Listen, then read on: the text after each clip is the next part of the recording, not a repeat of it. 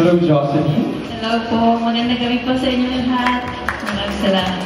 Very sweet. I love it. Ito ang iyong katanungan, Jocelyn. Sa mga nabasa mong komento sa social media tungkol sa iyong pagsali, ano ang pinaka-hindi mo malilimutang komento at bakit? Uulitin ko, sa mga nabasa mong komento sa social media tungkol sa iyong pagsali, ano ang pinaka-hindi mo malilimutang komento at bakit? Maraming salamat po sa inyong katanungan. Ang hindi ko po malilimutan ay yung pong sinabi nung mga nagkomento sa akin na dahil daw po sa akin ay nagbago na ang kanyang buhay. Dahil po ngayon po ay gusto na rin po niyang kumain ng healthy, mag-exercise na daw po siya. At sabi niya po na magiging positive na rin po ang attitude niya sa buhay. Kaya natutuwa po ako kasi nagbago po ang buhay niya dahil sa akin. Kaya sabi ko po, wala talagang age limit. Maraming salamat po dahil lahat po tayo ay mangangarap. Matutupad po ang pangarap at hindi po dapat isipin ng edad. Kasi po hindi po yan hadlang sa inyong mga dapat natuparin sa buhay. Salamat po.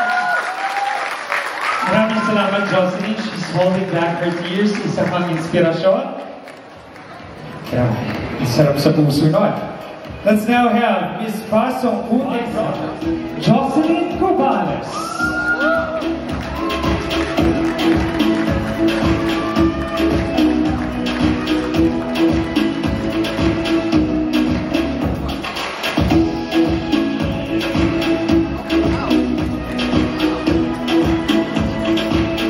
Next up, Miss Pasong Putek Robert, Genesis Durana.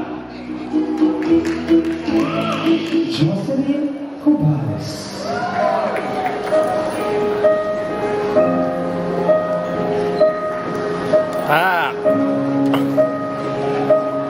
Slipped.